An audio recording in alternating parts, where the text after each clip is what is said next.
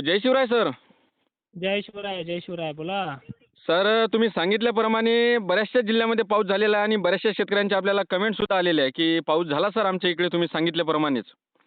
हां ना, तेच ना बारीक-सारीक काही हो, ठिकाणी म्हणजे जास्त आहे. धाराशिवमध्ये, पाथर्डी, राहाता हं, या बऱ्याच हं. जिल्ह्यामध्ये पाऊस झालेला आहे आणि त्या शेतकऱ्यांचे आपल्याला कमेंट सुद्धा आलेले होते. तर त्यांचं म्हणणं होतं की सर आता पुढील अंदाज द्या म्हणजे पुढील परिस्थिती काय राहणार?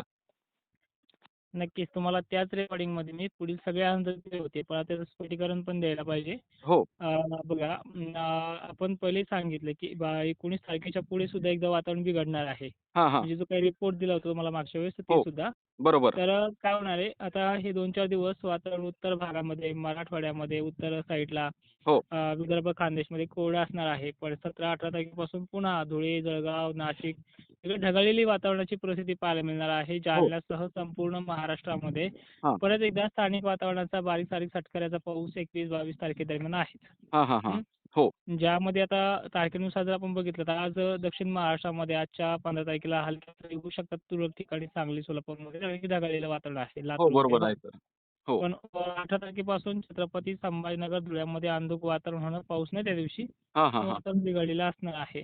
हो. 19 तारखेपासून पाऊस पडेल असा बारीक-सारीक इकडे धुळ्याकडे, हां, अकोल्याकडे, हां. छत्रपती संभाजीनगरमध्ये तुरळक ठिकाणी 19 तारखेच्या पुढे नुकसान करणारी कंडिशन नाहीये. हो. पण वातावरण बरंचसं ढगाळलेलं आहे.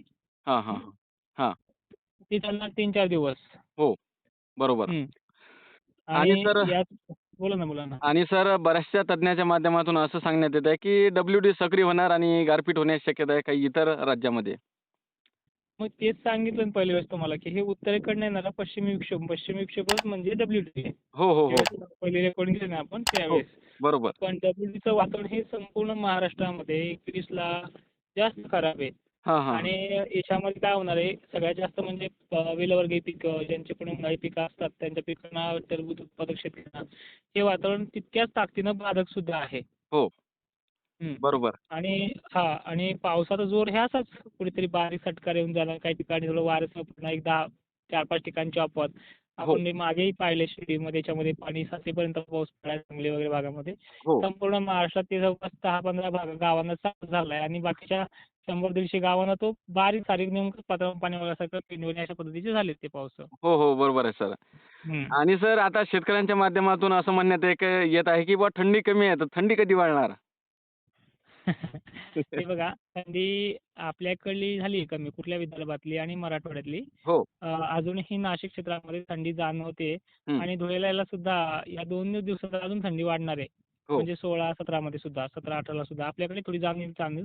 पण नंतर परत 21-22 ला आभाळ येईल. परत थंडी गायब होणार आहे. हो. हं. म्हणजे काय आहे, हे जे सत्र आहे ना पहिलेही तुम्हाला सांगितलं हा पॅटर्न असा आहे 4 दिवस असं 4 दिवस तसं. बरोबर, बरोबर आहे सर. हं.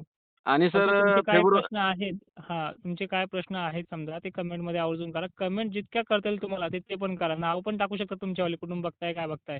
हो, हो. बरोबर आहे. तर सर हं. सर्व शेतकऱ्यांनी समजा जास्तीत जास्त कमेंट करायला पाहिजे कारण की आपण पुढील जो व्हिडिओमध्ये आहे ते सविस्तर व्हिडिओ आणू. जे शेतकऱ्यांच्या हं. कमेंट राहणार त्या कमेंटवरतीच आपला पुढील व्हिडिओ राहणार आहे. आणि आता तर थोडक्यात जाणून घ्या. हो. आता ही जी सिस्टम आहे आजच्या तारखेचं दक्षिण महाराष्ट्र, दक्षिण मराठवाडा, दक्षिण महाराष्ट्राचा हं, हं. कोल्हापूर, सोलापूर, सांगली वगैरे भाग आहे. हो, हो. मात्र उत्तर महाराष्ट्राला 2 दिवस काहीही अडथळे नाहीत, धाक नाही वगैरे काही नाहीये. हं, हं, हं. 19-20 पासून वातावरण खराब होणार आहे. धुळ्यातल्या पासून ते शहादा वगैरे भाग समजा संपूर्ण खानदेशात धरूयात आपण त्याच्यामध्ये भोकरदन वगैरे साहित्यामध्ये आले. 21-22 हो. तारखेला संपूर्ण महाराष्ट्रात वातावरण खराब होणार आहे. कदाचित मागच्या वेळेसारखे हलके-हलके धुळे सुद्धा पडणार आहे. एखाद्या ठिकाणी पेंडवणीचा अपवाद सुद्धा राहू शकतो. हां, हां, हां. त्यानंतर ते वातावरण 3 दिवस तर राहील. 3 ते 4 दिवस. हो. हं. बरोबर. आणि 21-22 ऐवजी 24-25 ला मोठा सुद्धा 1-2 ठिकाणी पाऊस होण्याचे चान्सेस त्यामध्ये आहे. हां. गारपिटीची शक्यता तरी मॉडेलनुसार दिसत नाहीये. हां, हां, हां. आणि हे झालं की 29-30 तारखेला सुद्धा हा शेड्यूल परत वाढणार आहे. हो. म्हणजे डायरेक्टली फेब्रुवारीचं फर्स्ट टायमिंग हं, हं, आणि हं. हे सत्र फेब्रुवारी महिन्यामध्ये पण राहणार आहे. अशाच हो. पद्धतीने खराब. हं. समजा आपल्याला जानेवारीचा शेवट आणि फेब्रुवारीचा पहिला आठवडा हे आपल्याला समजा ढगाळ वातावरणाचं दिसेल आपल्याला समजा. खराबच, खराबच, हो. खराबच. खराब पश्चिमी विक्षोभ वातावरणाचं तर एवढा बरोबर. मोठा आलाय 30 तारखेला. हां. पाकिस्तानसह अनेक भागांमध्ये धम्माकूळ घालणार तो. हो का? हं. तर ओके, ओके. धन्यवाद सर. पुढील अपडेटमध्ये आपण जे काही शेतकऱ्यांच्या कमेंट येणार, त्या हं. कमेंटवरती आपण एक नक्कीच व्हिडिओ घेऊया. तर तोपर्यंत धन्यवाद सर.